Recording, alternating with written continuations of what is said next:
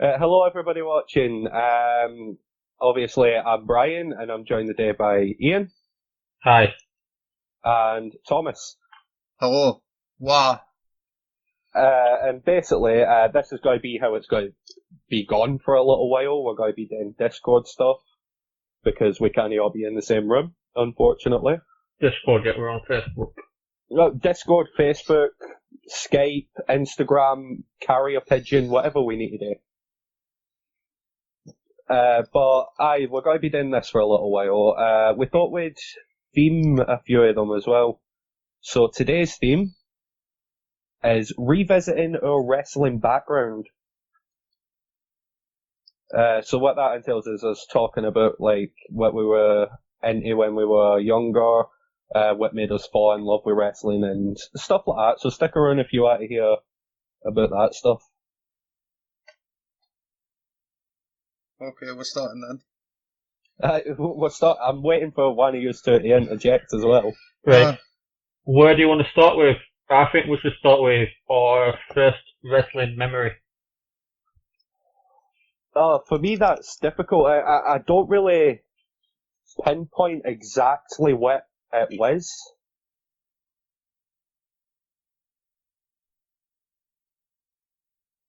I'm trying to think of mine, but you've just stopped, Brian. I'm still here. Oh, right, good. alright. I'm trying to remember what my first memory is because I've been watching wrestling since I was about 6. Uh, One of But my first memories is probably, I don't know, the tag team match for SmackDown kicking off. Well, I basically kicking off SmackDown with that what was it? Fatal 4-way tag team match. early 2000s. Aye. See, I used to watch it with like, I remember watching it with, I'm trying not to name names. You know, you Biffies know what I'm talking about, don't you? Aye.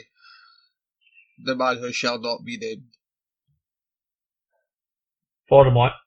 No, it's not a man who shall not be named. It's just that I think you're thinking of somebody else. It was with somebody who I can't name because I don't want to name drop. Well, Voldemort. Right, we'll call it Voldemort. Voldemort then. But I used to go around to his house and watch it constantly. I don't know how you remember. So I think for me, I remember it's like the invasion angle. The invasion angle, that was, it could have been so much better than it was. It's bad writing, but not their fault at the same time. Kinda, but they even with the stars that they got, they could have done a better job. Yeah, like the use of the radicals. The use of Booker T. Aye. Until he became King Booker. Even the use of him then. He was still having shit matches. Like his matches against Batista, they're not really memorable, are they? Well, tell you what, I've actually got a good one here for you. Since we can't really remember our the first thing that we watched. I think we've all spoke about this, about how we all thought we wanted to be wrestlers. At one point, yeah. Well, who was your biggest influence into wanting to be a wrestler? Edge. Jeff Hardy. For me, mine's is a controversial one. Spike Chris Dudley. Benoit. Spike Dudley, I thought it would have been. No, Chris Benoit. Or El Torito. But do you know what? Let's start with Tom. Alright. Go on, talk a little bit about why. I don't know, Jeff Hardy was basically the ultimate underdog back then, wasn't he? Well, him and, obviously, the ultimate underdog, Rey Mysterio, but Right. I don't know, I was drawn more to Jeff Hardy back in the day, and What match you reckon made him a star? Which match made him a star? As a That's an single, obvious one. not as a singles competitor. As a singles As a competitor, singles? then it'd be the triple threat match at Armageddon where he won the WWE Championship. No. Or you The go back, one that- or you go back about 4 years before that, and you've got him versus the Undertaker when the Undertaker put him over back in his ass.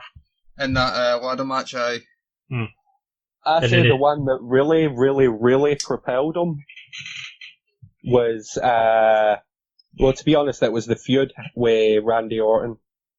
the feud with Randy Orton was brilliant. And then his feud with CM Punk. I get why Jeff Hardy was a massive inspiration for you. And it was a Daredevil, wasn't it? And when I was younger, I wanted to be a Daredevil, but you know. I noticed that when you were younger, you were always more drawn to these high flyer, flippy ones. The more athletic superstars. Like your Ultimo Dragons, your Billy Kidmans, all that lot. Gregory Helms. Ultimo Dragon was well good. Of course it was. That's somebody they didn't use properly. True. They never really used Gregory Helms properly either, which was a big, big shame. What about you, Ian? Go on, Edge. There's no explanation needed. It's Edge. The ultimate So opportunist. just the explanation needed. No, I think. Do you know when they did the whole brand split and he got moved to SmackDown, and you had the SmackDown 6? Aye. You cannot argue back then when they did the brand split. SmackDown was the better wrestling show, and the better matches. Better wrestling show, yes, but better overall show was still Raw. No, Raw got more viewers, but that's because of the fact that it was. It didn't. It actually didn't. I've been watching that Attitude Era thing on the network. Aye. SmackDown actually beat them in ratings for about 3-4 months. Well, fair enough. And then they asked for a swap, what they could do. And that's when Heyman turned around and says, well, if you want to get the ratings up on Raw for entertainment, I'll give you Chris Jericho and Christian, and then the other two Canadians Christian was partnered with, whatever that group was called at the time.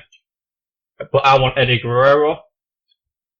And people thought Heyman was out of his mind taking Guerrero because he had a vision for him, but no one else did. And then I think I'm cutting it. Guerrero just catapulted. Yeah, we can hear you fine. Speak now. Oh, aye. Wait, let's stop the recording on that. Am I back? Aye, there we go. Aye, you're back. Right, you don't need to stop the recording.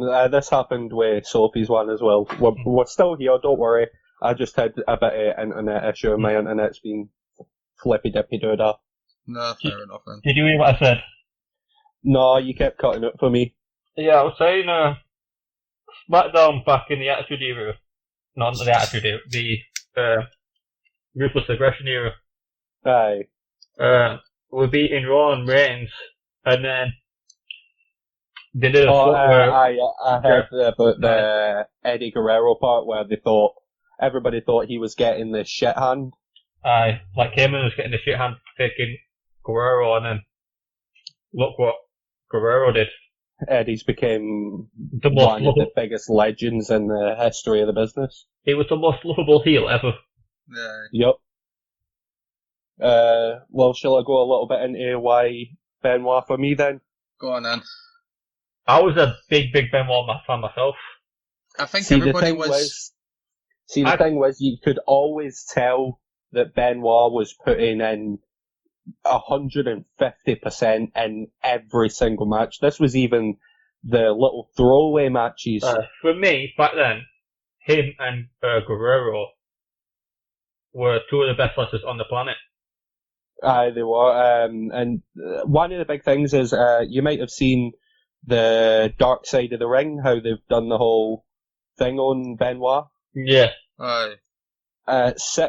Like, as soon as I heard about it, I was like, right, I need to watch this, because regardless of the stuff that happened, Benoit, for me, will always be a massive, massive legend, just based on his in-ring stuff. Because in the ring, he was fucking incredible. I hate it nowadays as well. You talk about the greatest technical wrestlers of all time, and Chris Jericho, Chris Benoit's name never gets brought up, even though he is one of the best of all time. Well, I've said this. What happened? Unfortunately, it is a lose-lose for WWE in the case of, right, if we talk about him, it's like we're glorifying a murderer. But, on the other hand, we're completely scrubbing out one of the best technical wrestlers we've ever seen come through those doors. I think it's been long enough now that they can actually talk about it. They can highlight it as, like, this is how wrestling used to be, this is how wrestling is now. Because, you know, the concussions and shit back then. It's like thingy as well. It's Kurt Angle's best run was probably around that era when he was teaming with Chris Benoit at that time as well. Oh god, I remember that. See, one of my most fondest memories of wrestling is, you remember the build-up to WrestleMania? Yeah. The whole storyline was based around Triple H and Shawn Michaels, and it was like Chris Benoit was an afterthought in all it. And then they give them the surprise win. And then when he got that win at WrestleMania, it was the most beautiful moment. Him and Eddie just at the end of WrestleMania holding the titles. I don't think they've ever actually matched how beautiful that moment was. We had the Daniel Bryan thing, which was amazing for the fans and everything, but it didn't match the beauty of those two standing in the ring as champions together. Was nowhere near close. That moment was nowhere near as close as the Benoit moment.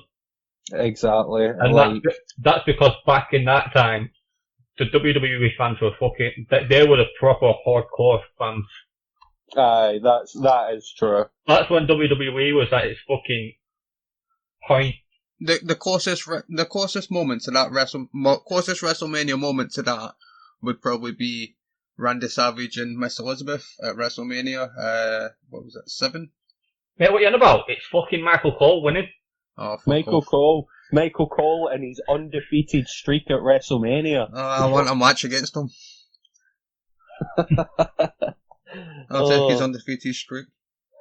Nah, you won't. We all know fucking Vince McMahon will probably get you screwed. Yep. Well, I think it's time to answer a question that most people ask. I was going to ask something, but right, go on. No, go on. We'll get into that later. Go on. I was just thinking because, like, you've said something, Ian said something, I'll say something now. Oh, that's fine. Go on. Right, what's your favourite pay-per-view of all time? Ooh. This is just WWE. NXT does not count in this. That's a tricky one. Mania 17. Huh? Mania 17. Mania X7. Do you want to go into detail? There's no need. Arguably one of WWE's best ever matches on that card. True. 2 of the best ever matches, because also on that card you had Stone Cold Steve Austin against The Rock. Mm-hmm. For me, I may have to go with Armageddon from, what year was it? 2006. Are you on about that, what was that Last Man Standing match with JBL? The big thing that stands out for me is the match that was, it was the ladder match, and it was the one where Joey Mercury had his face busted wide open. I think that was 2007. Give me a sec, I'll check it up now. Since I'm on right, PC. we've got Tom checking it up. 2006. Right. But It is literally for that match. That match is a big standout for me, and one of the big reasons behind it 2006. 2006. One of the big reasons behind it is Joey Mercury pushing through that match on his own. Do you not mean John Morrison? John Morrison, sorry, fucking hell. John, Johnny Nitro. John Morrison. Johnny Nitro back then, Brian. Oh, and then But Brian, name the rest of the teams in that match. The Hardys were in that match. Yep. Can I say the other two? 1 minute, it was the Hardys. One of them, was it no William Regal and... Oh, I forget his name. William Regal and...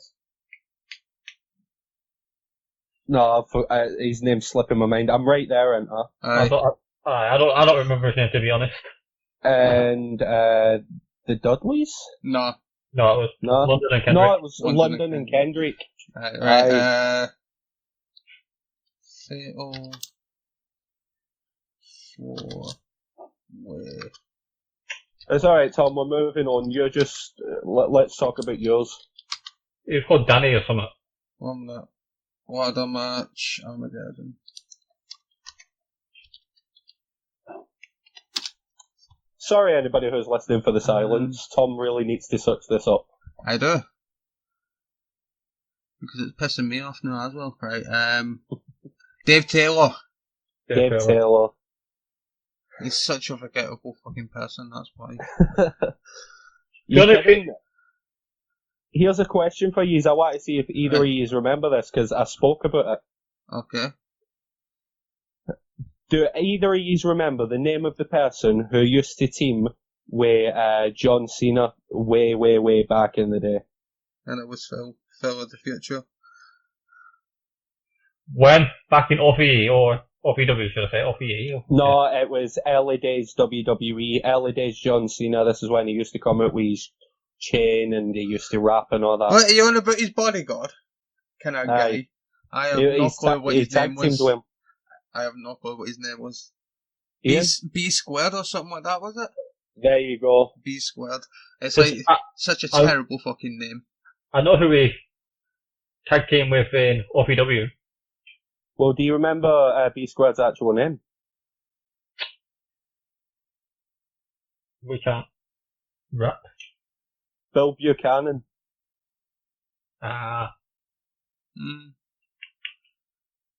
Sorry, Tom, I completely overshadowed you there. Oh, no, it's fine. Go on, your favourite pay-per-view? For me, I'd probably go with a Royal Rumble because the stipulation is just so good. Have you got a specific Royal Rumble? 2005. Just because of Vince McMahon turning his quads. That is the funniest moment of all time in wrestling. I heard you say that's your favourite Rumble moment. That is my favourite Rumble moment. I think that's everybody's favourite. It's just so funny. It has one of his quads walking down, then fucking tells the other one getting into the ring. Okay, then. And then just sits there like a spoiled, impudent child. Like an angry little toddler who's been getting told off in kindergarten. I'd probably... You're getting no recess, here. I'd probably say Royal Rumble 2007. Just for the last two competitors, well, the last four, actually, because it was Randy Orton, Edge, The Undertaker, and Shawn Michaels. And that was fucking fantastic. So I'd probably go with that. Right, he's ready to answer a question now. Yeah, go on. Right, this is a big one that a lot of wrestling fans tend to get asked. Right, we all complain about all the shit that goes on in WWE and other companies. One sec, don't mind me, I'm just having a drink. And there's a lot of times that we're doing nothing but complaining, and then people go to us, well, why are you still watching? There's the big question, why are we still watching? I'm not gonna lie, I stopped watching WWE for a while. but that's when TNA was good. I still watched WWE back then. Like, WWE was brilliant for me back then. I don't know why, even though you had all the DX reunion, which was absolutely fucking stupid. But you had rated RKO back then as well. You had Evolution. Like, back then, it paid to be a heel. I watched TNA for about 7 years. I watched it from like 2003 to like 2010, 2011. Nah, so did I, but after that, after all the big stars started leaving, well, after AJ Styles left, to be honest. Yeah. It's because he wanted the money that he was getting offered from New Japan, and Dixie Carter weren't offering it. Yeah, because Dixie Carter's a stingy bitch. No, she wanted him to take a pay cut. But there's one thing that you're missing here. I didn't explicitly say, why do we still watch WWE? Why do we watch wrestling? It's wrestling in its entirety. Why do we watch wrestling? Because NXT is so fucking fantastic. All the matches that they put on are fucking stellar. No, why did I still watch back then? No, why do we still watch wrestling? Why do you still watch it now? Even now, why do we still watch it when we complain about it so much? Because we're wrestling fans. Wrestling fans always complain about wrestling. It's like fans of any sport. You get football fans who complain about who complain constantly about the team that they support. You got baseball, basketball, every sport's the same. And yes, this is a sport. Or watch fucking Cody versus Dustin, or Omega versus Moxley. Or people say, "Oh, wrestling's fake." Or any of the Johnny Gargano Tommaso Ciampa matches. So essentially, what you're about saying is the exact same thing I'm about to say. We watch it because we're watching these people doing things that we could only dream of doing. Now, I could drive you into a fucking barbed wire boy. What are you on about? Okay, could you do a 360 corkscrew flip into a dive onto me? Don't need to, because not every wrestler does that kind of move, Brian, so shut the fuck up, But a wrestler of your stature would be able to do that. So. No, fat. What about what is his name? Hansen now? Or is Hansen. it Raw? Or is it Raw? No, Hansen's the bigger one. Hansen then. What about him? He can do flips and shit. Mate, he does a cartwheel. What we fucking do, and he can do a fucking somersault. So? Can you do a cartwheel? Mate, I'm not. It's Ivor. Ivor. Can we go back to calling them Hansen and Raw though? Yeah, it's what we know as. Mate, I've not done a cartwheel since I was about 10. I've never been able to do a cartwheel, so it's right. You cannot take 10 steps and I'm out of breath. Ask me to do a cartwheel, I'll die. I've not done a cartwheel since I was like 10. I've done things since then. Come on, let's get into some have we got any more stuff? You were gonna say something before I bring up the pay-per-views. I've just said it. Yeah, that's why we still watch wrestling. What was your favourite match? My favourite match? Yeah. Of all time? No. When we were younger. For me, I remember the match that really, really pulled me in, and I was on the edge of my seat the whole time for it. It was John Cena versus JBL in an I Quit match. Aye. Looking back now, it's maybe not as exciting as I remember it being, but when I was a kid, that was one of the best matches I could watch. I loved it. What about you, Thomas? Can I go from when I was a kid to when I was a teenager? Aye. Because for me, Go for it. for me, it'd probably be TNA for Gen Me against Beer Money. Gen Me, if nobody's following this, Gen Me are the Young Bucks. Yep. Before they were the Young Bucks, when they were just up and coming. I saw a lot of people call them back then and want to be Hardy Boys. They want to be Hardy Boys, that's what they were back then. I bet they were fucking brilliant back then. They're brilliant now. I've just always loved tag team wrestling. As I've said in a previous podcast. Mm-hmm. What about you, Ian? Me? If we're talking about WWE, probably Lesnar versus The Rock. When he won the title. Aye. Because I was a big Lesnar fan when he came in. Oh, Lesnar was fucking incredible back then. They booked him perfect. It's not just that. Lesnar was actually asking to work with people who weren't getting that much screen time and that. And then, what got me into watching TNA, one of the first matches I saw was Joe versus Daniels versus Styles. Oh, and that 5-star match, that classic.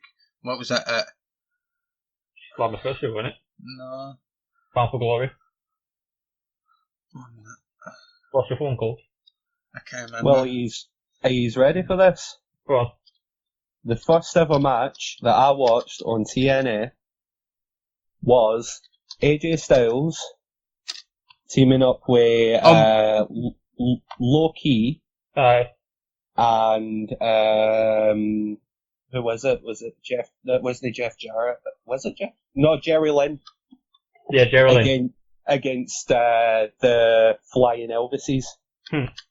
That was the very first match in TNA. I remember I was a dedicated fan. It was Unbreakable. The 2005. Yeah. Right, if we'd be talking about WWE for me for matches, then look no further than WrestleMania X7. For that TLC match, TLC 2. The TLC match. Either that or the first ever TLC match at SummerSlam, wasn't it? I think it was at SummerSlam or no, Survivor Series. Sorry. Don't blame us if we get facts mixed up. We've been watching wrestling for years and we have shit memories.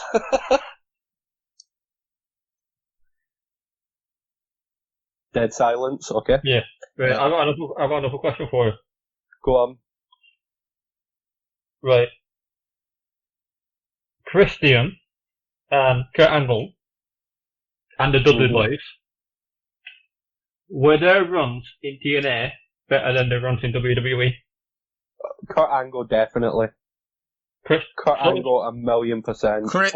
Christian, 1,000,000%. Fucking, yeah, damn right. Because he was world champion for so long, and they had that. He was involved in the first thingy match, wasn't he? The match with the weapons on the top of the cage. Yeah, Lethal Lockdown. Aye, Lethal Lockdown, that's the one. You kidding? If we want to talk about champions in TNA, let's not forget that R-Truth was the top champion in TNA. At one point, yeah. Winning it off Jeff Jarrett. Matt Hardy was the top champion. EC3 was the top champion, that's what you need to say. And look at EC3. For so long, TNA had, like, they were big, like, we thought they might have been able to compete with WWE, and then Dixie Carter just fucking shat on everything. They should have competed with WWE. That would have been the second thingy, Invasion, and this time I think it would have went better because you had fucking AJ Styles calling it John Cena, didn't you? Yeah, the biggest decisions they got wrong were when they started hiring Hogan and Bischoff and all. Overshadowing the new guys. No, and paying them massively. Because have you seen now how much of the company Dixie Carter actually owns? And I don't follow it anymore, me. Dixie Carter owns 5% now. Fucking. They're going in the right direction though now, fucking Impact. Oh, of course they are. I've been watching some of the stuff lately. I mean, I absolutely love Tessa Blanchard. Tessa Blanchard, in my mind, is the best female wrestler on the planet. Yeah, even though she's a bitch, apparently. We won't get into that. We're not in the realm of speculation on this sort of shit. And that's why I said apparently, Brian. Allegedly. And last year she had one of the best feuds in, like, possibly the decade with Sami Callihan. Yeah, she's also got the longest female match ever, which was an hour and 15 minutes. That's what I mean. The two, if we're going to talk about the best female wrestlers in the world, the two are Charlotte and Tessa Blanchard. Charlotte, not at the moment. No, you can't even say that. Like, maybe her character you don't enjoy, but in the ring, Charlotte is still one of the best female wrestlers in the world. Nah, she's not Lacey Evans. Lacey Evans is fucking dreadful. Right, but we're moving into current topics. Let's stick in what this video's about. Do you reckon they should?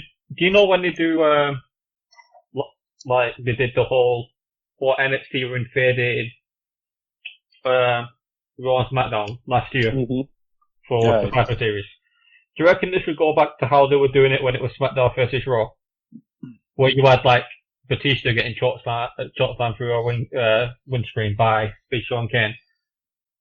I'd rather the brands be split now. Like, they're supposed to be split for pay-per-views now as well, which just hasn't happened. They're still getting joint pay-per-views. Nah, I've got to say that one of the biggest things that I hate, and this has gone back to the old like Survivor Series and stuff like that. It's why the fuck do we have to team up for one night? We all hate each other. Why the fuck do we have to team up for one night to represent our brand? No, they sort of fixed that at one point with Thingy. What was it? It was Raw vs SmackDown pay-per-view. I'm not sure, but the only one that... Eh? Bragging rights. Bragging rights, that's the one. Well, all I'm going to say is... That pay-per-view was so shite as well. Do you know how they've got all this fucking, like, how they're doing it at Survivor Series? I'd rather see it at Night of Champions, where it's like every champion just versing each other. Well, all I'm going to say is the only time I've ever felt like it actually meant something was this past one, because it felt like it was it was less Raw versus SmackDown versus NXT, and more just it felt like NXT gone, we're here, heroes. Pretty much, aye. Because for so long NXT was overlooked by the other two, so it just felt like they were gone, don't disregard us, we're fucking better than you anyway. We all knew that anyway, didn't we? Of course. Right, is there any current wrestlers who you think would have fit in well back in, like, the Attitude Era / Ruthless Aggression era? Velveteen Dream. Definitely. 100%. Oh, Dream would have worked so well in the Attitude Era. Dream would have worked in the fucking 80s teaming with Macho Man. True, that is true. He works at any time.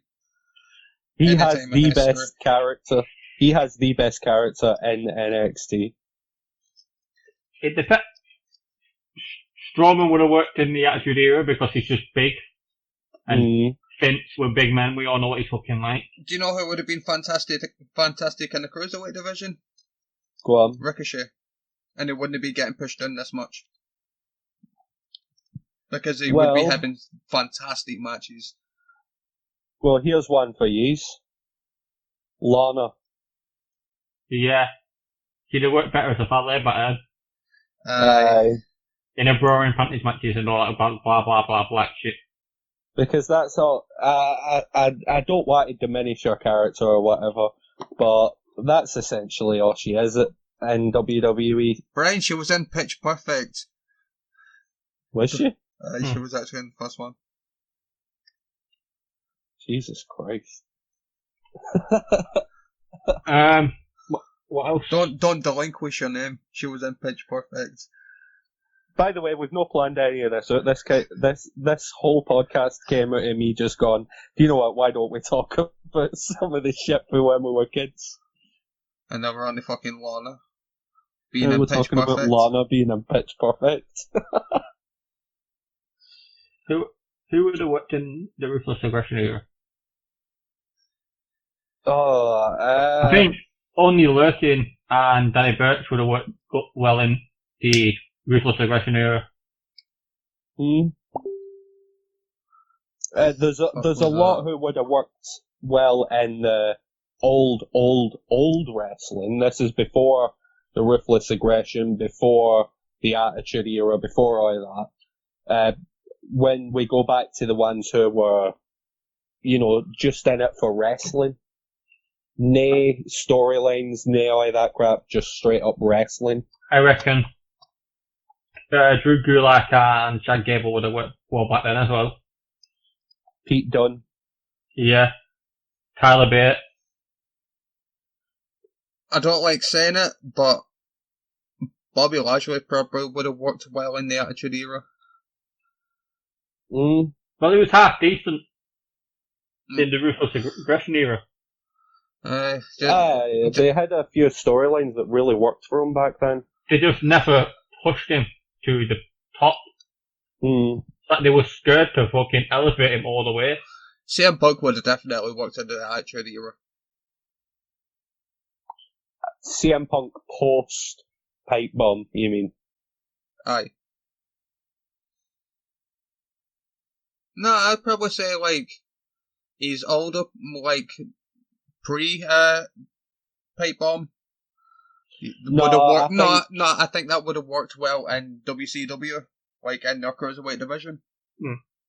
I don't know. I think the stuff pre pipe bomb was perfect for the time. The stuff post pipe bomb was perfect for the time as well, but I think it was before the pipe bomb for when it was actually dropped. Like the Straight Edge Society, it fell apart because WWE kind of shat all over it. They didn't get a chance. They really didn't get a chance in it. It could have been one of the history books fucking storylines.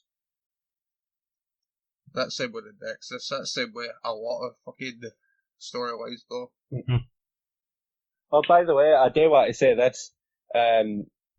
The first time I ever showed Tom who CM Punk was, I says to him, watch, because this guy's got to be massive. He's fucking incredible in the ring. Do you remember his first storyline?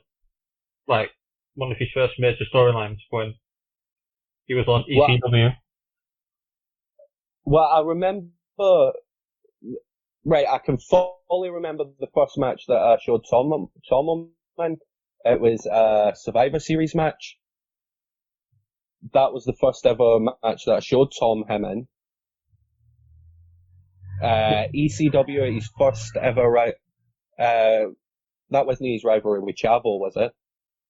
Well, they did a storyline where it was like ECW originals, like Sandman, Tommy Dreamer and all that lot, versus the new breed, who were like Elijah Burke and all that lot. And CM Punk was in the middle. Like the newbies wanted him on their side, the old ones wanted him on their side.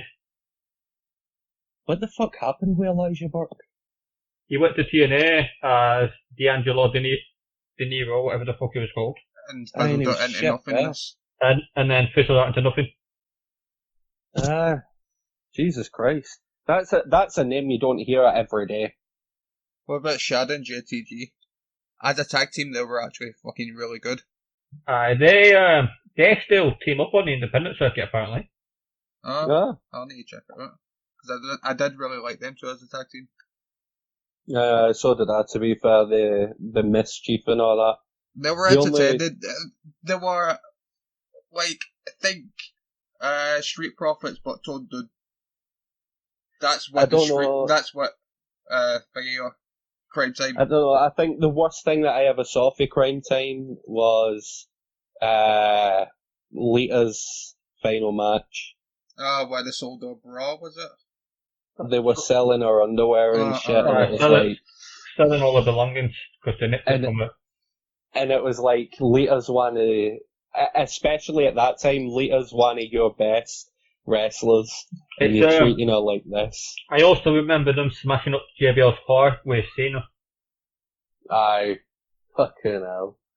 But it's fun looking back on all this, you know. I have another question for you. Go on. You could go back and change the ending to one story or one match. Montreal Screwjob. What would you change? And we can't say the same thing. Montreal Screwjob. Right, I'm gonna disagree with you there. Why? It's the biggest fucking story in wrestling history. Yes, the Montreal Screwjob was bad in a personal standpoint, talking about a wrestler being screwed over by the company that he works for. It wasn't really just the wrestler though, it was the family. The family got screwed over. Yes, but it changed the landscape of wrestling forever. It's an important part of wrestling history. It may be, a little bit of a dark side on the wrestling commentary, but it changed so much. Alright then, I'll change it to Randy Orton versus Jeff Hardy for the WWE Championship at Royal Rumble. When Randy Orton beat Jeff Hardy, that should have been when Jeff Hardy picked up the title against Randy Orton in one of the hottest feuds. Fair enough. Well, for me, mine also includes Randy. Go on. Randy Orton versus Triple H, WrestleMania. They should have Randy Orton win. Randy should have won that. He was on probably the hottest streak that I've ever seen Randy on.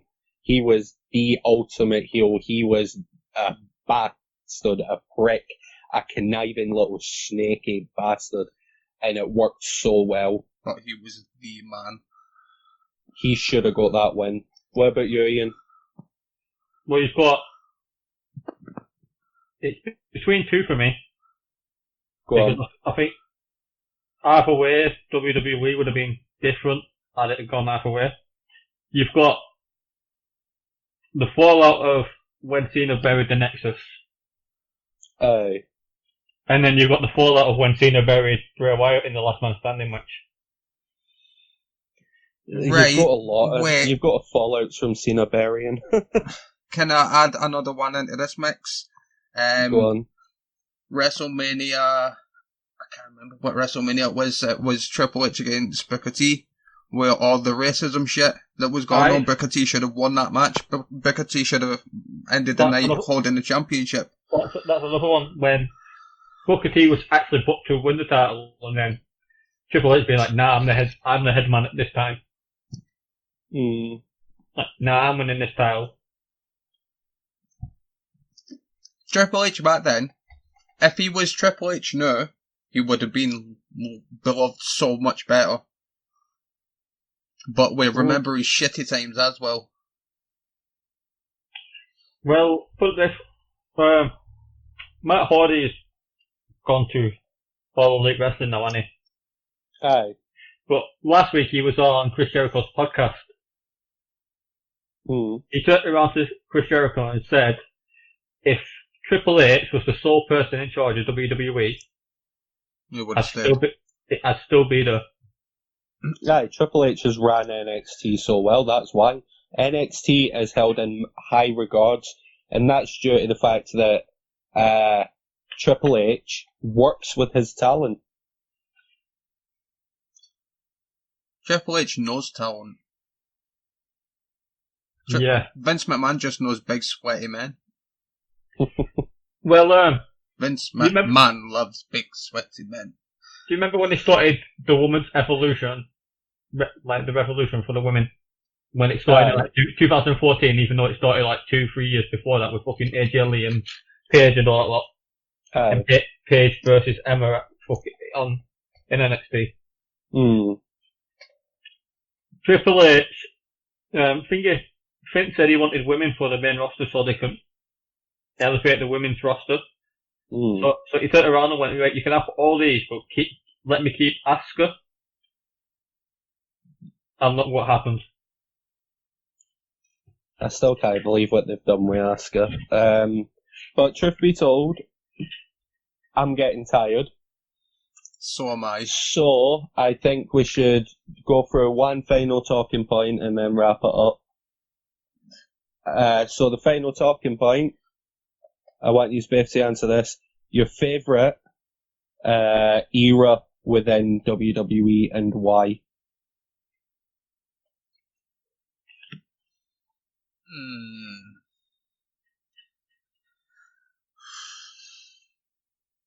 I'd probably say it's this era right now.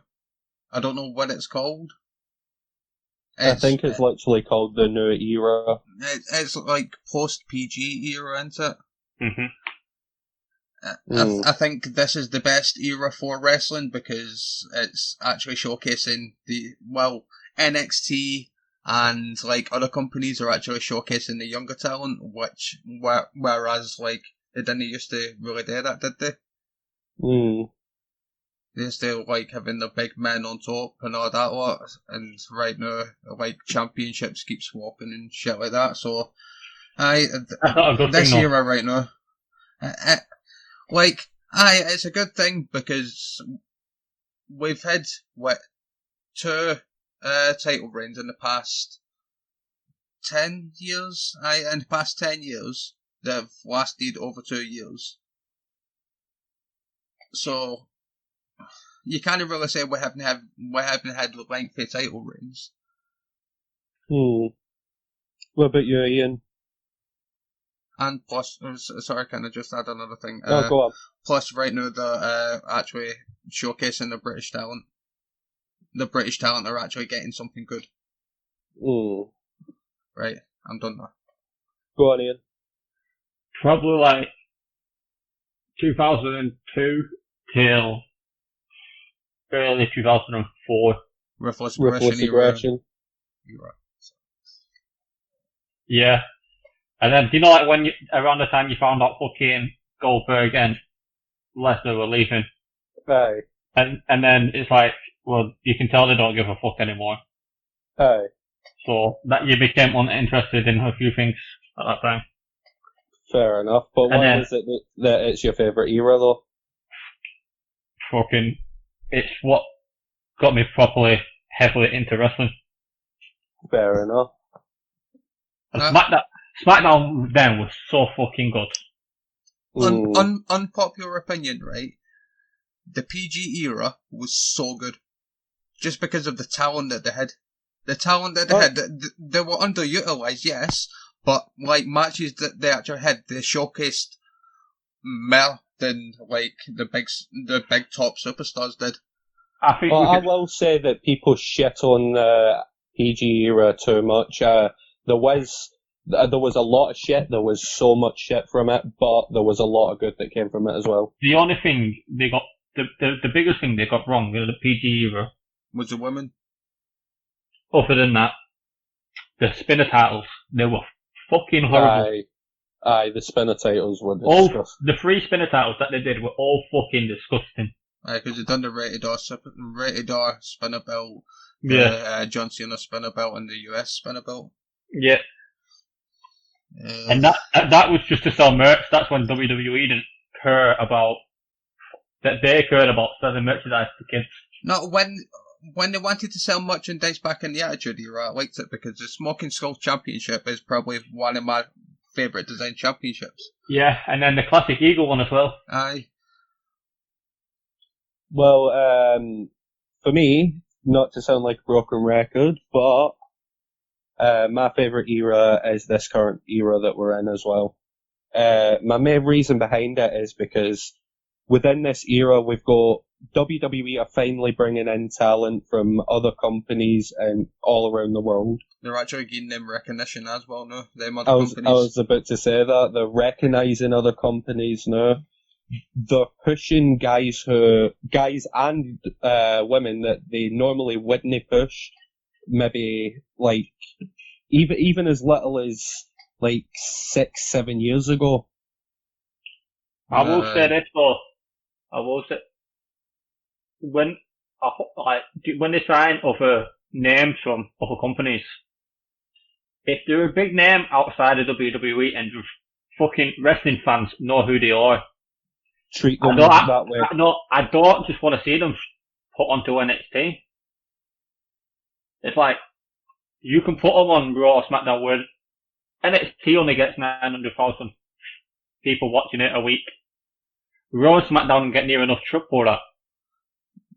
So give people the AJ Styles treatment. AJ Styles, when he came into WWE, was a superstar worldwide. People knew his name. People knew wrestling fans knew who Shinsuke was because of his work in New Japan. They should have done that with Adam Cole as well. When Adam Cole came in, everybody knew who Adam Cole was because New Japan. The Bullet Club was the biggest thing in the world then. Yep. But here's the thing, Ian. You say put them straight onto Raw or SmackDown, right?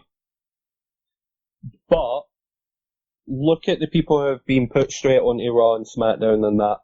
Do you think they will have got the opportunities that they would have got if they were put on NXT? Because look at like Shinsuke and that, they were regarded as fucking major commodities in NXT. That's because when they come up when they come up from NXT, WWE don't know what they're doing anymore. That's what I mean. If they come straight onto the actual roster, they're going to push them at the beginning, and then it's up to them to get awful with the fans. I think what they're doing right now with Matt Riddle though is perfect because he's not really been a wrestler for very long, is he? He's developing on NXT.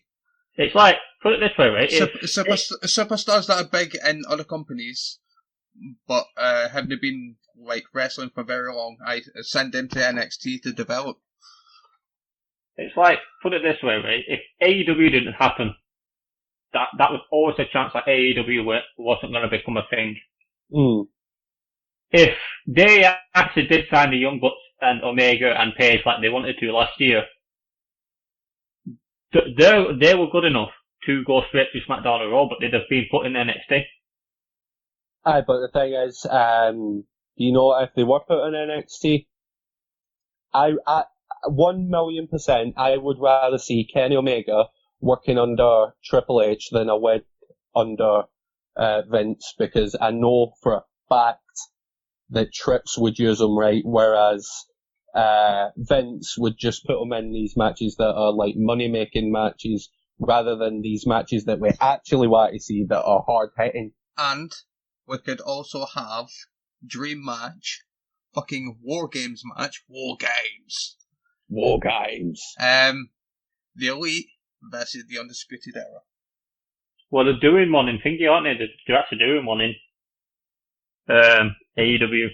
I know, but like the Undisputed Era are like probably the hottest faction right now. Aye. You've got the Elite, you've got the Inner Circle, you've got the Dark Order, you've got all them, but the Dark Order. Aye, but they are a big name on the brain. But what are them compared to the Undisputed Era? But you want to know, the Dark Order become more relevant because of who the leader is. The Dark Order. Have you seen who the leader is? I've not been watching AEW. I need to get back into it. Simon Gotch. Do you want to know who the leader of the Dark Order is? Simon Gotch. Well, last time I saw it was Evil Uno. Guess who did I say it was going to be? I have no idea. Jackson Riker. No, who did I say it was going to be? Who did I say it was going to be when he got released from WWE? Rhino. So that's where they've put Brody Lee. Brody Lee is the leader. Who's Brody Lee? Brody Lee, that's Luke Harper. Ah, right, fair enough. And Matt Hardy is teaming with the Elite in the Blood and Guts match. Do you know, like at Blood and Guts? Aye. That was supposed to happen, but it's not happening anymore. It's happening in the future.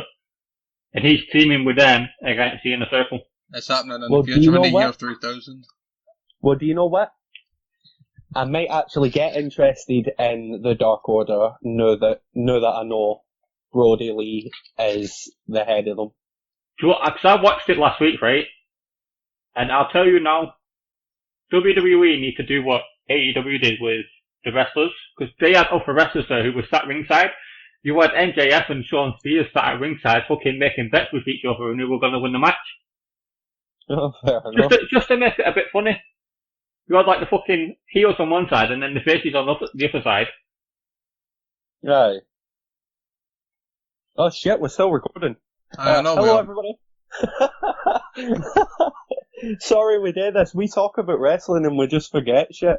I think it's about time we wrap it up though. Alright. Come on now, let's wrap it up. So, do you know what? It's been fun going down memory lane. It's been alright. But it's also been good talking about this era as well. Yes. I just think we wouldn't have this era if it wasn't for the old era. What we'll do in the future as well, if you want, we'll go over old wrestling games. Do you know what? If I can set it up properly, I wouldn't mind actually doing a few videos where we play some of the old ones like SmackDown, Shut Your Mouth, Here Comes the Pain. We might even go older than that. We'll play the old Wrestle Kingdom games and shit. Well, I've got PlayStation 2. Do you know like the fucking like the old SmackDown PlayStation? I've got the one with ECW, so we could legit do what fucking Xavier Woods has done, Austin Creative. People watch him on YouTube. Like their careers and the manager modes and that. We could all do it where one of us is ECW, one of us is SmackDown, and the other one's Thingy Raw. I like go as ECW. Mm. But anyway, this has been fun. Anything either of you want to say?